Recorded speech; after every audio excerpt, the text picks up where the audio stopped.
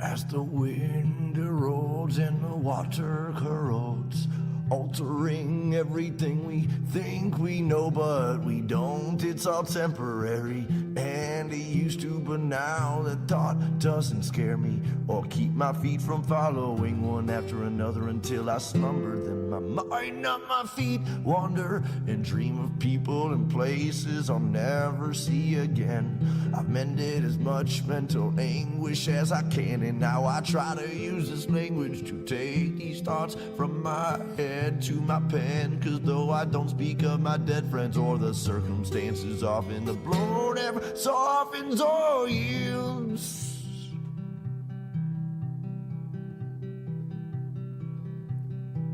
I'm in a desolate field, lonesome stargazing, night blazing, chasing traces of remembrance and reverence of relevant friends and acquaintances, and faceless and nameless names and faces. And while my mind is racing through these photo albums and quotations, all these people and places far from me, for only land and stars I see when I'm outside of the Mile High City, which is not my city, for I was born 1,000 miles northeast of there in the land of beer and lakes and pistol fire on MLK's birthday, where there is no minorities and segregation's mandatory. But that's a whole nother story altogether, and no matter the weather or hardships that any place brings, I'll still laugh when people shiver and say it's freezing, or say, hey, no, wait, I already had 18 mixed drinks, but I guess it's a Midwest thing, and I'm a mess from a dirty city and brought most of this filth I've gathered with me. Welcome to another episode of Experience Andy Weins Live. This week, we're going to talk about preacher, teacher, leader. One of my favorite topics out there when it comes to limiting self-beliefs. We've come up with a plan. Now let's go out and execute. Coming up after the verse.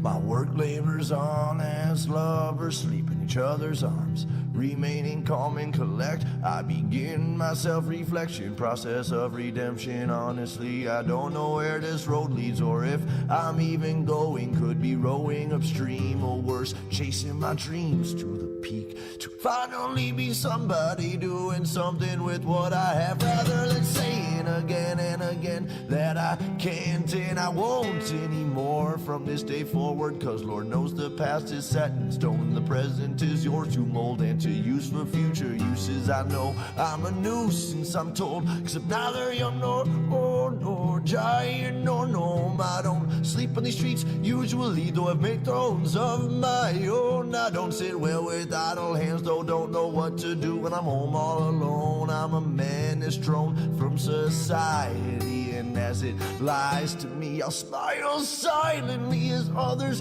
do as they please. I am watching and listening, and I'm grinning all the while, cause sometimes all you can really do is smile.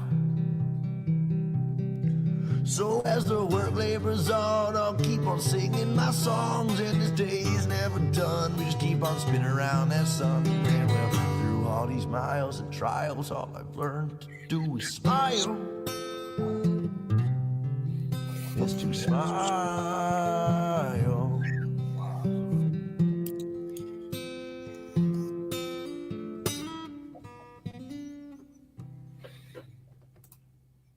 Welcome to episode 11 of Experience Andy Weins Live. We're going to talk about a topic, and it's one of the first things I ever put down before I started writing my book.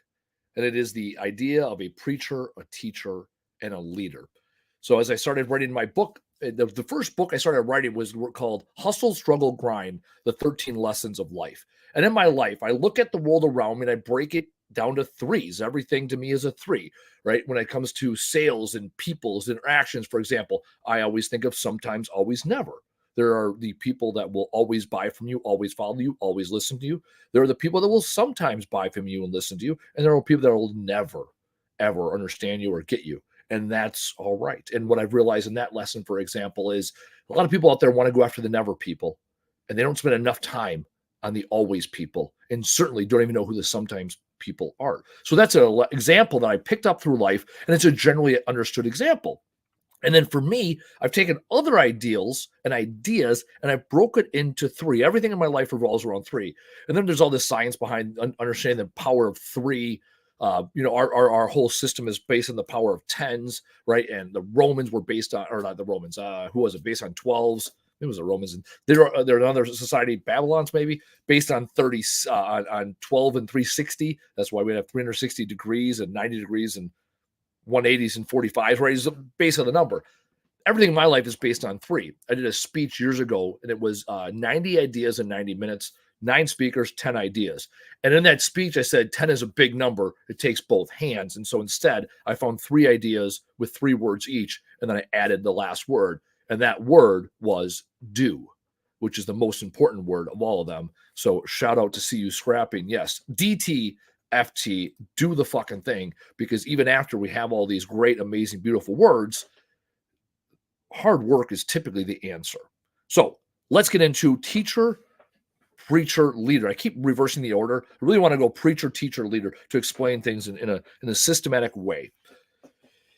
The way I put it out is you ain't got to be a preacher to preach, a teacher to teach, or a leader to lead. If they're praying, you're preaching. If they're learning, you're teaching. If you're following you, you're leading. This comes down to a couple of lessons in life that I've learned along the way. First off, and this is the very surface thing that I vehemently believe in, titles are bullshit. Titles inflate people's egos and also compromise other people of the best ideas. I used the line recently, don't confuse your education with my intelligence. Although you may have this fancy degree, you may have this fancy title, that also can limit how much information you take in and who you take it in from. On the inverse, there are some people that give themselves self-limiting beliefs, myself included. I told myself for years I wasn't good enough to own a business because I didn't have a college degree. Once I finally got the college degree, I realized I didn't need it along the whole way. I had only convinced myself I needed it. In the military, often we have rank and structure, we have chain of command, and yet the best leaders are the ones that will listen to the Joes boots on ground, because they're the ones with the best ideas. It's the leader's responsibility to make the decision, and yet it's not their responsibility to have all the answers. The best leaders out there have the best questions.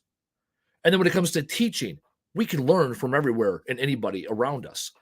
I heard early in my career, for every mentor I have that's 10 years older than me, I need a mentor that's 10 years younger than me. And once I started realizing that there's power and knowledge all around us, I started realizing what people have, what they hold, and what their end state and purpose is. And then I thought about conversations. Conversations come down to 3 things. They're there to convert you, to convince you, or to consult with you.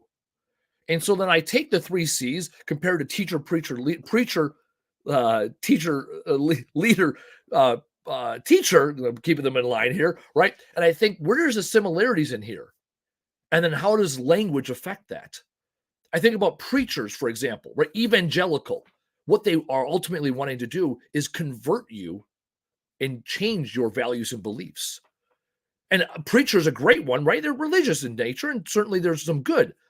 But there's also politicians out there that want to change your values and beliefs. There's the media out there that wants to change the narrative. So you change, again, your values and beliefs. They convert you to now you have to be a Catholic or a Protestant. You have to be Democrat or Republican. And yet you don't have this idea. You think they're leading you, and really they're not leading you to where you want to go. They're preaching to convert you to where they want you to go. They're looking to change your underlying values and beliefs. And it's an opportunity for you to look back and say, is that what I want in my life? And conversely, when I'm giving advice to other people, when I'm giving recommendations to other people, am I pursuing them to change their values and beliefs based off of my own perspective? Are my insecurities now coming out on them and converting them in such a way that could be negatively impacting them? Am I not listening actively because I'm trying to have their values and beliefs changed? Second person in this equation, the leader, right? The leader's ultimate action when it comes to leading people, right, is convincing. That's a huge power of persuasion in convincing people to change their actions and activities is a leader's key principle. That's what they're in charge of. When you are leading people, are you convincing them to change their actions and activities, or are you merely discussing ideals? When you look to leadership, are you actually getting people that challenge you in your actions or your ideals or the outcomes? What is actually occurring? And is that the type of relationship or conversation you want to have? Often there's a challenge with significant others, spouses, for example. One spouse will come home and complain about work, and it's the classic example. And so they come home and complain about work, and then the other spouse wants to start solving the problem. They want to convince them this is what you need to do. You need to go in there and give them the business, or you got to change your mindset. And in actuality, they don't need someone at that point to convince them otherwise. They don't need a leader. They need someone that can hear the perspective and maybe give them some insight. They're not looking to problem solve. And now finally, the teacher. The teacher is the one that gives you unadulterated information. They're there to consult with you, to be unbiased. And that's one of the challenges we have in our society now too, is that teachers often start convincing people or leading people in areas that's not what they're hired to be. The teacher, the obligation of a teacher is to give people information they otherwise wouldn't have. And look at you in your life. Do you often disqualify what information you have because you don't have the education necessary, but you have the information? Years ago, I applied to my alma mater. I talked about coming in and teaching business classes. And they said, well, you don't have a master's degree. And I said, why do I need one? They said, well, in order to teach at the bachelor level, you need a master's degree. You need one education level higher. I said, but I know more about business than the people you have teaching business. And their structure, that didn't work with them. That didn't align with their values. Now, that school has since closed. And I would argue that had they been more involved in the community, had they been less rigid in their approach to educating individuals and teaching people, consulting with them, giving the information they're seeking out, they might still be in business to this day. However, they were so consumed with titles and pieces of paper, right? Education is not the same as intelligence. And yet us as humans, we often want to take things and put them in boxes and cubes and say, oh, I need to listen to that person because they're a politician or they're the media and they're really smart. Oh, I got to listen to that person because they're a really good leader and look at their title and look how much money they make. Oh, I need to listen to this person because they're a teacher, they're an educator. And it's like, but hold on, where's the best information coming from? Because you ain't got to be a preacher to preach, a leader to lead, or a teacher to teach. Who out there has the best plan? Who has the best information? And what is stopping you from putting yourself out there? What's stopping you from sharing your ideals with the world? When I come on this program every week or I do my Trash Talk Business podcast, I very much want to be a teacher. I'm not out here telling you you're wrong if you do that. I'm not going to change your values and beliefs. My goal isn't to convince you to do the thing, get off your ass. I'm going to tell you what I'm going to do. I'm going to give you the answers as to how I see the world. I'm going to teach you and consult with you. Absolutely. But at the end of the day, if you say, hey, Andy, your system is full of shit. I never want to listen to your program again. I say, sounds good. Because I respect going back to the top, right? The sometimes, always, never people. I'm not in the business here today to convince you that what I'm saying is gospel. I'm not going to convince you to buy my book and screaming from the mountaintops. My job here is merely to consult. My job here is to say, this is the way I see the world, and what can you take out of it? Because I'm willing to have my ideas out there. I'm willing to have people challenge my ideas. Last week, I talked about the art of public speaking and this art form that I absolutely love. I think about Dave Chappelle when he talks about he won the Mark Twain Award and the art that he had being a stand-up comedian and telling jokes. He's a stand-up comedian, yet he has more power and influence than I would say most politicians. Joe Rogan's a podcaster, and he can move the needle and make or break someone's career based off of just having him on his program because he's interested in having a conversation with them. No agenda whatsoever. He's not guaranteed to make anybody $1 million, and yet millions of people listen to Joe Rogan, and once you're on Joe Rogan, you've kind of made it. And Joe Rogan doesn't have some big media conglomerate. He doesn't have a bachelor's degree or master's degree or doctoral in communication or broadcasting.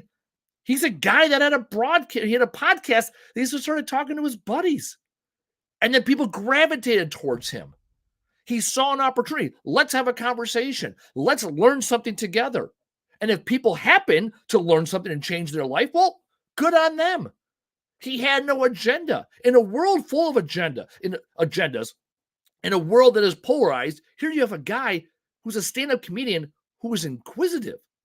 And he took an art form, stand-up comedian, paired it with a little podcasting, brought some guests on and had some good conversations, and he moves the needle more than any other individual in our society right now from a media standpoint. He wields more power than anybody else. Had he get into religion or politics and try to start convincing you that his way was the best way, you wouldn't listen to him. You listen to him because he's there to teach. And when you let your walls down, you let your ego down, you let your ideas flow, and you let and invite people in, they're more receptive. We can all see a bullshit salesman from 1,000 miles away. When you take the time to have conversations with people, give your ideals, listen to what they have to say, respond with what's best for them by responding, by listening and proactively asking probing questions, then you can lead them. You can teach them. You might even be able to give them a little bit of religion, a little preaching on values and beliefs. Once you let the walls down, once you let people in. And so my challenge to you this week is very simple. Look at the relationships you have with all the information you take in, whether it's from people, social media, family members. What information serves you? Who out there is preaching to you in a place that you don't or aren't looking for that type of information? Who's leading you? Is that something you want to be like? And finally, what are you reading and watching and learning about every day? I often talk about start, stop, continue methodology of change. Again, 3s. Stopping is the simplest of the 3. Stop the behavior that does not serve you, and yet is the most difficult because now we have to break bad habits. So simple techniques that I do on YouTube. I watch a lot of my content on YouTube, as I know some of you do here. I got rid of Fox News, MSNBC, CNN, anything that was overly political. I unsubscribed and I blocked on YouTube. Why? Because I get sucked into it as much as everybody else. And now that I blocked it or unsubscribed or whatever the button is, I don't see it anymore. I have people in my life that will preach to me and tell me how wrong I am for running a business and how I need to go out and get a job. And I've heard that for years. I don't listen to them anymore. I also have self-doubt in my head. Andy, you're not ready for this. Andy, you haven't earned it yet. Andy, what are you doing with your life? And I remind myself, I don't need a title. I don't need permission. I don't need somebody else's perspective to go out and do what I think is right in the world today. So this day, this is your mission. Should you choose to accept it, right? Consulting, find the things you need to stop because they're not serving you. Continue to push yourself and challenge yourself and consume what it is that is serving you. And when you do those 2 things, you can then earn the opportunity, the time, the space, the resources to say, what do I want to start doing? And how do I get there? Now that I've got rid of the bullshit, what do I need to start doing? And my challenge to you is look at the relationships you have. Look at the way that people talk, interact with you. The best people do more of that. Add more people that are like the best people and get rid of all the rest. As always, life is a real simple 3-step process. Do the fucking thing, tell the fucking world, and show the fuck up. Through all these miles and trials, all I've learned to do is smile. Is to smile.